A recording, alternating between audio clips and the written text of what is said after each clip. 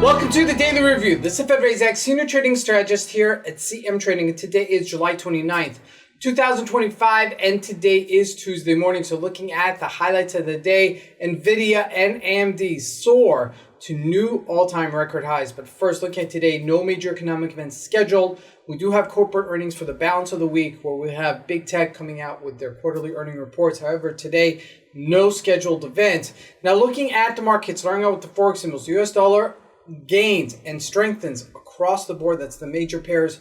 And looking at the indices, the Dow Jones and the NASDAQ sitting on their highs.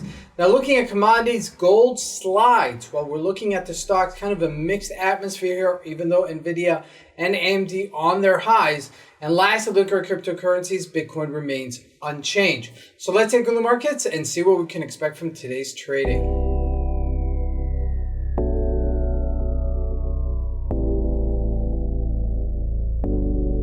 So here we go, starting with the Euro USD. Now we're at a pivotal area, okay? I don't know if that's a word. We're at a really important area, okay? So we are just hanging out there with support at 115 on a multi-level front, okay? Because we are looking at a daily chart. Now we did have a double top, and we are kind of like creating this new channel that we're trading in. 115.65 is that, I would say, bottom-ish area.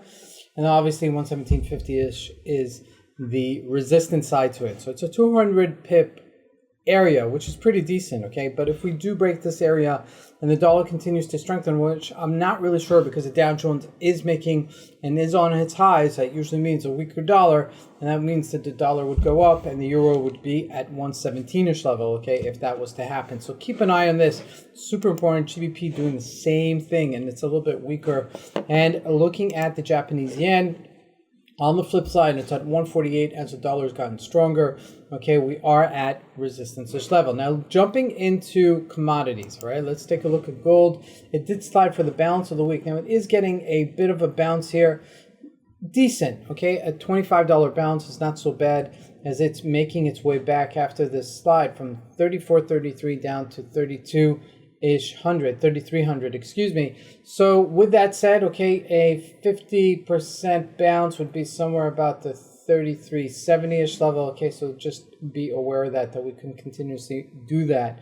Okay, if it's showing some tremendous weakness, we can continue selling off. But altogether, gold is trading in a range. Okay, so this is the bottom of the range for all intents and purposes. So, you know, buying it around this area wouldn't be such a bad idea. Now, looking at crude oil, did get a little bit of a bounce last week. Okay, if we look at a 4-hour chart, but again, it's trading in a very tight range.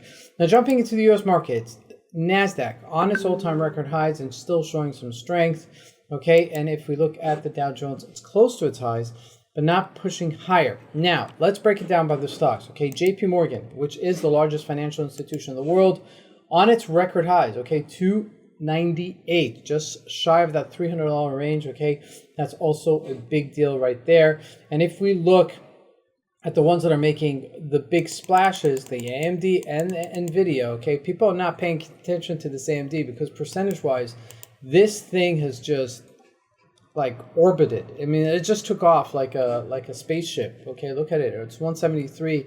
And AMD is not as much invested in AI as much as Nvidia is. However, it seems to be that they're catching up. Okay, as you can see here by the stock price, Nvidia making all-time new highs at 174. Okay, so that is in the process of, and this may push the markets even higher. Okay, so just be aware of that. Now, we do have corporate earnings still coming out this week for Apple, Amazon, some of the other big tech stocks, and the oil stocks also coming out with their quarterly earning reports. So just be aware of it, okay? And just be on top of it because they may just shake up the market later on this week. Lastly, looking at Bitcoin, still trading in a very tight range, waiting for it to, you know, break out of this consolidation. That we'll get a little bit more clarity which way it's going to go. This is Razak. I want to wish you guys a great trading day. Thank you. My advice, this is the best time to trade.